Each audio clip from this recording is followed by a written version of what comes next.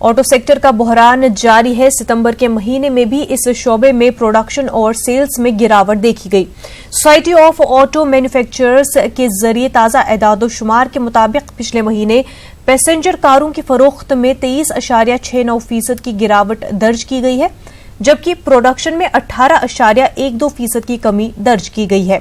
दोपहिया गाड़ियों की पैदावार और फरोख्त में भी गिरावट दर्ज की गई है। सितंबर में दोपहिया गाड़ियों की प्रोडक्शन में तकरीबन 18 जबकि सेल्स में 22% की गिरावट दर्ज की गई।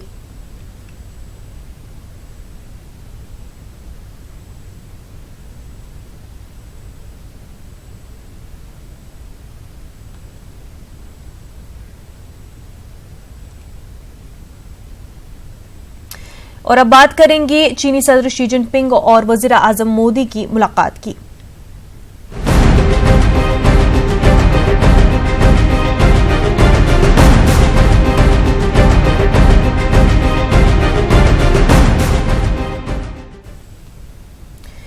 चेन्नई के महाबलीपुरम में आज वजीर आजम मोदी और चीनी सदर शी जिनपिंग से गैर रस्मी मुलाकात होने जा रही है। दोनों लीडरान दहशतगर्दी, सलामती और तिजारती अदम तवाजुन पर बातचीत करेंगे और सरहदी मसले के हल के लिए खुसूसी नुमाइंदों की मुलाकात पर भी तबादला ख्याल करेंगे। चेन्नई के महाबलीपुरम में सख्त सिक्योरिटी के इंतजाम किए गए हैं। 50,000 से जायद पुलिस एहलकार तैनात हुए हैं। 50,000 से जायद स्कूली तलबा के जरिए चीनी सदर का खैर मकदम किया जाएगा। मुख्तलिफ मकामात पर सकाफती और तमद्दुनी प्रोग्राम का इनेकाद किया जाएगा। वाज़ेह रहे कि इंडो पैसिफिक दहशतगर्दी मामले पर दोनों ममालिक संजीदा है। वजीर आजम मोदी और शी जिनपिंग की अगली मुलाकात 31 अक्टूबर ता 4 नवंबर के दरमियान बैंकॉक में मशरक़ी एशिया और आसियान चोटी कॉन्फ्रेंस में होगी।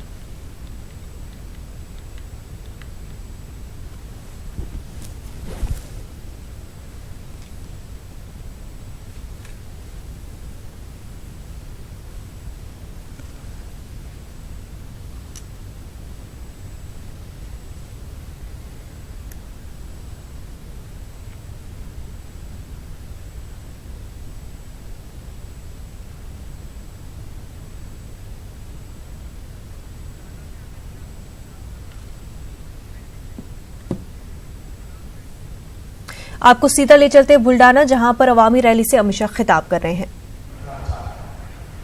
मित्रों, महाराष्ट्र के अंदर 21 तारीख को चुनाव हुआ है। दोनों ओर को खेमे लग चुके हैं। एक और मोदी जी के नेतृत्व में, देवेंद्र जी के नेतृत्व में, उद्धव ठाकरे जी के नेतृत्व में भाजपा और शिवसेना इकट्ठा खड़े हैं, आरपीआई खड़ी है और दूसरी ओर एनसीपी और कांग्रेस खड़ी दिखाई देती। मित्रों, ये दोनों खेमों का एक संस्कृति है। ये एनसीपी और कांग्रेस अपने परिवार के लिए चलने वाली पार्टियां है। भाजपा और शिवसेना देश के लिए चलने वाली पार्टी। महाराष्ट्र की जनता ने ये तय करना है कि देश के लिए राजनीति में काम करने वाली पार्टियां चाहिए या अपने परिवार को आगे बढ़ाने वाली पार्टियां चाहिए। मित्रों, मैं आज महाराष्ट्र की जनता को कह रहा हूं, अभी लोकसभा का चुनाव समाप्त हुआ। ये महाराष्ट्र की महान जनता ने बोले शंकर बाबा की तरफ भारतीय जनता पार्टी पर कृपा कर दी। जितने डाल सके उतने कमल भाजपा की झोली में, मोदी जी की झोली में डाल दिए और मोदी जी फिर से देश के प्रधानमंत्री बने। जो प्रधानमंत्री भी 300 से ज्यादा सीटों के साथ और आपके आशीर्वाद से मोदी जी ने प्रधानमंत्री बनने के बाद सबसे पहला जो सत्र आया, वो सत्र के अंदर मोदी जी ने सबसे पहला काम किया, धारा 370 को उठाओ।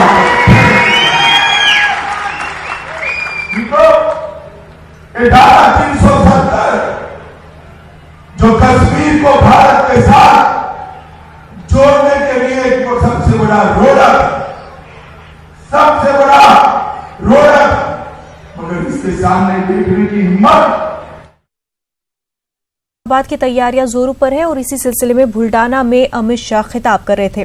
नाज़रीन, चेन्नई के महाबलीपुरम में आज वज़ीर-ए-आज़म मोदी और चीनी सदर शी जिनपिंग से गैर रस्मी मुलाकात होने जा रही है। दोनों लीडरान दहशतगर्दी, सलामती और तिजारती अदम तवाज़ुन पर बातचीत करेंगे और सरहदी मसले के हल के लिए खुसूसी नुमाइंदों की मुलाकात पर भी तबादला ख्याल करेंगे।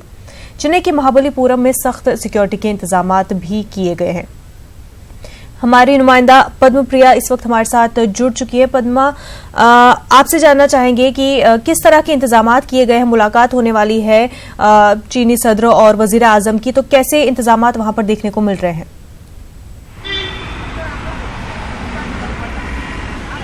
मुनव्वजा, आज चेन्नई में एकदम धूम मच रही है, ऐसे हम आपको बता सकते हैं।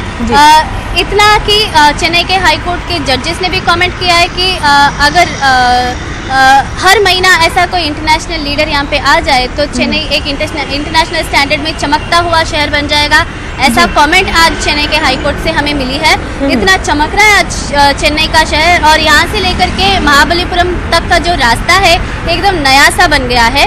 एयरपोर्ट के पूरा प्रेमिसेस को एकदम रंगीन बना दी गई है। चीन और भारत के बीच में जो भी रिश्ता है उसको हॉनर करते हुए बहुत सारी पेंटिंग्स बनाई गई है।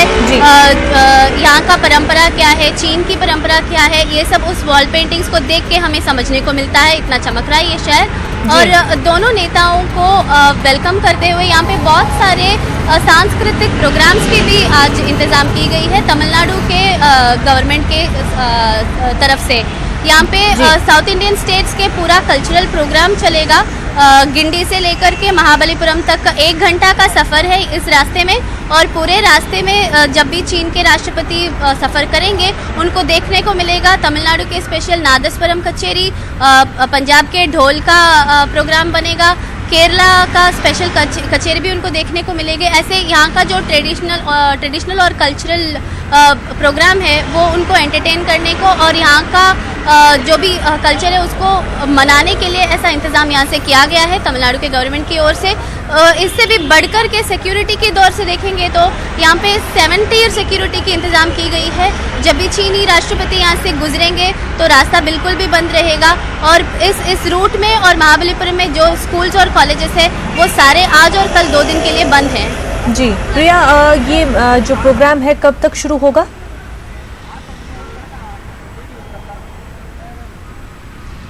पहला प्रोग्राम शाम को 5 बजे शुरू होनी है।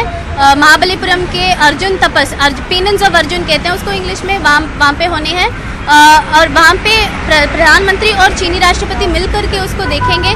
लेकिन ये जो बाकी के ढोल वगैरह का इंतज़ाम किया गया है ये रास्ते में चीन राष्ट्रपति को एंटरटेन करने के लिए और उनको स्वागत करने के लिए की गई है। तो सुबह जब प्रधानमंत्री यहाँ पे पहुँचे थे चेन्नई 11:30 बजे के लगभग, तभी यहाँ पे आईटीसी ग्रैंड चोला के बाहर में तमिलनाडु का स्पेशल इन स्पेसिफिक तंजावुर का जो यहाँ का बहुत मनाया जाता है nadaswaram, it is a wind instrument, उसका कचेरी यहाँ पे चले थे। तंजावुर से 40 आर्टिस्ट इसके लिए यहाँ पे आए हुए थे। बिल्कुल प्रिया, ये जो स्वागत की तैयारियां की गई है बहुत ही बड़े पैमाने पर हो रही है और करोड़ों रुपया इस पर खर्च हुआ है। तो जिस तरह से ये स्वागत की तैयारियां हुई हैं, हमने देखा है जब वजीर आजम चाइना जाते हैं तो इस पैमाने पर वहाँ पर इस तरह का स्वागत नहीं होता है, लेकिन हम देख रहे हैं कि बहुत ही बड़े पैमाने पर चाइना के प्रेसिडेंट का स्वागत किया जा रहा है। सेकेंडली, इस वजह से भी ऐसा लग रहा है क्योंकि उनका स्वागत किया जा रहा है, पर ऐसे बयान के बाद जो उन्होंने बयान दिया था कश्मीर को लेकर के कि उनकी नजरें जो है कश्मीर मामले को लेकर के टिकी हुई है, बावजूद इसके उनके स्वागत के लिए इतने बड़े पैमाने पर तैयारियां क्यों?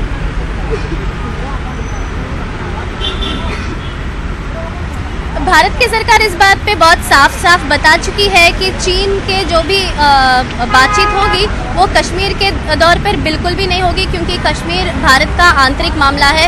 इस पे चीन के राष्ट्रपति का कोई कहना नहीं है। इसमें प्रधानमंत्री नरेंद्र मोदी बिल्कुल ही साफ है और इसका बयान मिनिस्ट्री ऑफ एक्सटर्नल अफेयर्स के दौरान एम्बेसडर्स ऑफ चाइना को पहले से ही दिया गया है। लेकिन ये बातचीत इसलिए अहम माना जाता है, ये मुलाकात इसलिए अहम माना जाता है कि आज जो इकोनॉमिक स्लो डाउन नज़र आ रही है विश्व भर में जी। ऐसे समय में भारत और चीन का मिलकर ट्रेड करना दोनों देशों के लिए बहुत फ़ायदेमंद होगा। और ये दोनों देशों में जो पॉपुलेशन का काउंट है और यहाँ पे जो बहुत कम कीमत में ज़्यादा काम करने वाले जो वर्कफोर्स मिलती है, इसको पूरे तरीके से यूटिलाइज करना दोनों गवर्नमेंट का अभी निशाना है, ऐसे हम समझ सकते हैं। और पॉलिटिकली भी ये मुलाकात बहुत अहम माना जाता है, क्योंकि पहले से चीन की आर्मी श्रीलंका के साथ एक टाइप में है। श्रीलंका और चीन बहुत नज़दीकी से रिश्ता मेंटेन कर रहे हैं, ऐसा समझने को है। और पाकिस्तान और चीन का जो भी बातचीत चल रही थी कश्मीर के मुद्दे पर, अभी इमरान खान और चीनी राष्ट्रपति के बीच में जब मुलाकात हुई थी तब उन्होंने साफ साफ बता दिया कि यूएन के डायरेक्टिव्स के मुताबिक ही इसको हल करना पड़ेगा, इसको सुलझाना पड़ेगा। वैसे भी पॉलिटिकली ये मीटिंग बहुत इम्पोर्टेंट माना जा सकता है। और बात रही बॉर्डर की, समझिए अभी जो अरुणाचल प्रदेश के बॉर्डर में हिंदुस्तान की ट्रायल हो रही है अपने आर्मी की, उसको ministry of external affairs of China ने पहले से बंद करने को बयान दिया था, लेकिन इस बारे में शायद चर्चा हो सकता है मोदी जी और शी जिनपिंग के बीच में, ऐसे समझा जा सकता है। बिल्कुल प्रिया, बेहद शुक्रिया आपका तमाम तर तफसीलात की। इस वक्त की बड़ी खबर, बहरे अहमर में ईरानी तेल टैंकर में धमाका हुआ है। दहशतगर्दाना हमले का अंदेशा जताया जा रहा है। जिद्दा से 120 किलोमीटर फासले पर यह हमला हुआ है। मकामी मीडिया के हवाले से यह खबर है, टैंकरों को भारी नुकसान पहुंचा है, तेल समंदर में फैल रहा है। इस वक्त की अहम खबर, बहरे अहमर में ईरानी तेल टैंकर में धमाका हुआ है। बताया जा रहा है कि दहशतगर्दाना हमला यह हो सकता है। जिद्दा से 120 किलोमीटर के फासले पर यह हमला हुआ है। मकामी मीडिया के हवाले से यह खबर मिली है कि टैंकरों को काफी नुकसान पहुंचा है और तेल जो है वो समंदर में फैल रहा है।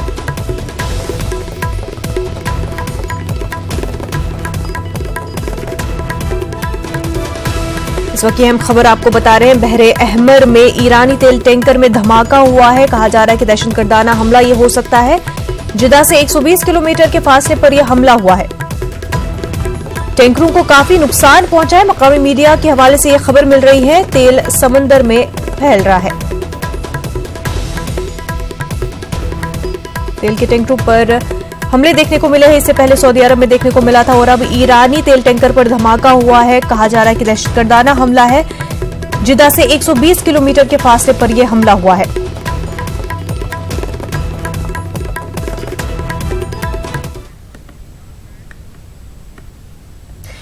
आगे बढ़ते हैं। फर्जी डिग्री के मामले में अभिषेक बैनर्जी की तरफ से दायर नजरसानी की अर्जी पर दिल्ली के राउज एवेन्यू कोर्ट में सुनवाई हुई। कोर्ट ने अर्जी गुजार को जवाब देने के लिए कहा है। आपको बता दें कि मगरबी बंगाल की वजीर आला ममता बनर्जी के अभिषेक बैनर्जी भतीजे हैं। वाजरे के अभिषेक बैनर्जी ने फर्जी डिग्री के इल्जाम में जारी समन को सेशन कोर्ट में चैलेंज किया है। कोर्ट 16 नवंबर को इस मामले की सुनवाई करेगा। इस मामले में राउज एवेन्यू कोर्ट ने अभिषेक बैनर्जी को समन जारी किया था, लेकिन अहलिया की तबीयत खराब होने की वजह से अभिषेक बैनर्जी कोर्ट में पेश नहीं हुए थे।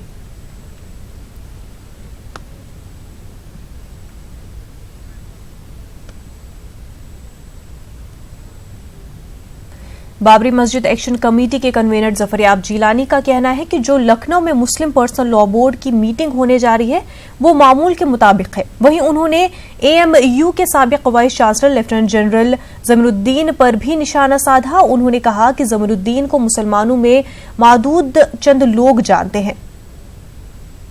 हमारी ये वर्किंग कमेटी की रूटीन मीटिंग है, हर 3-4 महीने में होती है। इधर जो कि हज का मौसम था तो कुछ देरी हो गई, हज का ख़त्म हो गया है तो वो हो रही है। उसमें सारे वही एजेंडे हैं जो हर मीटिंग में होते हैं। दारुल क़ज़ा का मसला, इस्लाह माशरा का मसला और बाबरी मस्जिद के मुकदमात के ताल्लुक़ से उसकी रिपोर्ट और पर्सनल लॉ से मुतालिक दीगर मुकदमात की रिपोर्ट, ये सब चीज़ें हैं। कोई नई चीज़ नहीं है हमारे वहाँ। और ये तो इत्तेफाक है कि मीटिंग जब हो रही तो बाबरी मस्जिद के मुकदमे की बहस भी चल रही। हम क्या करें, हमें तो मीटिंग करना थी। पिछली मीटिंग जो हुई थी वो रमज़ान से पहले हुई थी, मार्च या अप्रैल में। तो हमारे में उसके बाद ये तरीका होता है कि ईद के बाद फिर लोग हंस के ले जाते हैं, तो उस ज़माने में नहीं की आती ताकि लोग आ जाएं वापस। तो अब हज का मौसम ख़त्म हुआ है तो अब वो मीटिंग रखना पड़ेगी।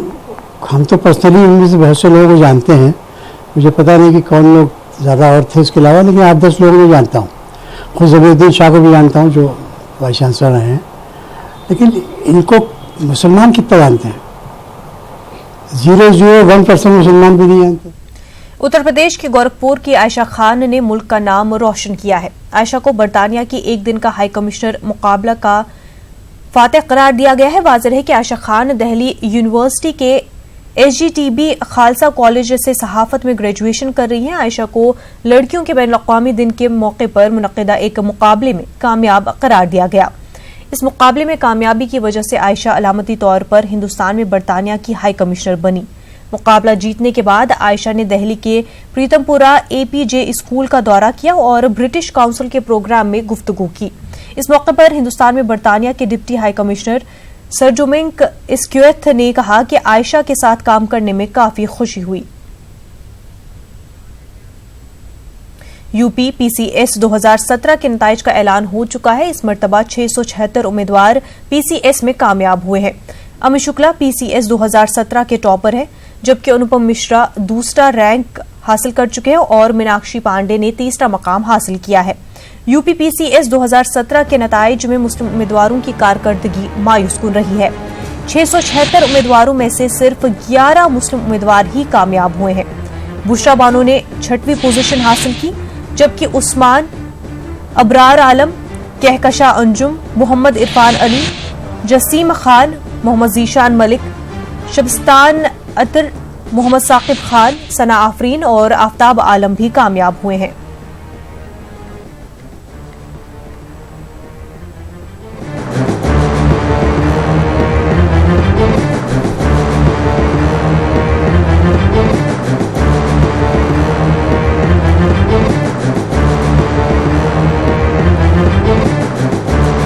UPSC का फर्स्ट अटैम्प्ट में नहीं हुआ था ना, तो थोड़ी होपलेस हो गई थी, लेकिन सबका सपोर्ट रहा है तो फिर अच्छे से मतलब किया है। जब ये छोटी थी लगभग 5 वर्ष की, तो मुझसे बोली पापा सबसे बड़ा कौन होता है दुनिया में। मैंने बेटा उस टाइम कोफी अन्नान संयुक्त राष्ट्र संघ के अध्यक्ष थे, मैं सबसे बड़ा कोफी अन्नान है। बोले मुझे कोफी अन्नान बनना है। वो कैसे बनेंगे? मुझे पहले IAS बनना पड़ेगा बेटा। बोल तो उसकी जब से ये थी मुझे IAS बनना है। मैंने जब BSc करी, इसने इंटर करा, BSc करी, तो बेटा PCI के लिए तैयारी कर ले। बोले नहीं IAS बनना है। इसने एक अटैम्प्ट दिया, उसमें सिलेक्शन नहीं हो पाया, तो मैं सोच पापा पहले PCS क्वालिफाई कर लूँ, जब एक अपनी वो मिल जाएगी उसके बाद देखूँगी। मैं जैसी तेरी मर्जी बेटा। तो उसकी भगवान ने सुन ली और गर्व है इस बात पर हमें कि टॉप 5 में उसका सिलेक्शन हुआ है और महिलाओं में जो दूसरे रैंक पे है। कुर्द जंगजुओं के खिलाफ तुर्की की कार्रवाई में अब तक 100 से ज्यादा दहशतगर्द मारे गए हैं। सदर रजब तैयब एर्दोगान ने यह दावा किया है। कुर्दों की जानिब से मज़ाहमत की जा रही है।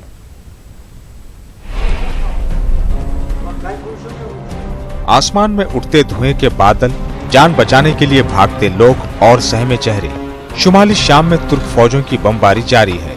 अब तक तकरीबन 200 ठिकानों को तुर्क फौज निशाना बना चुकी है। इन हमलों में कुर्द जंगजुओं और मुतादिद शहरियों की हलाकत की खबरें हैं। तुर्की के सदर रजब तैयब एर्दोगान का दावा है कि इन हमलों में 100 से ज्यादा दहशतगर्द हलाक हो चुके हैं। तिल अबीज और रासुल ऐन में फौज की कार्रवाई जारी है। कुर्दों की जानिब से भी मुजाहिमत और जवाबी हमले किए जा रहे हैं। Şu anda harekatımız tüm unsurlarımızın katılımıyla Tel Abyad ve Resuayn bölgesinde devam ediyor. Benim konuşmamdan sonra ben ayrılmak durumundayım. Harekat başladığı saatten şu ana kadar değerli kardeşlerim 109 terörist öldürüldü. Erdogan ने तुर्की की कार्रवाइयों की तनकीदों को सिरे से खारिज कर दिया है।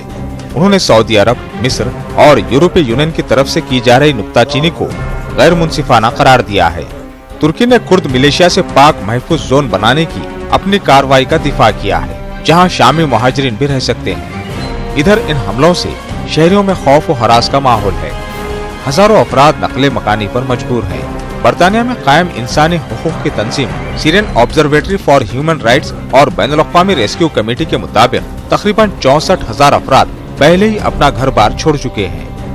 Bureau report, news 18 Urdu. खबर दोपहर में इतना ही। आदाब।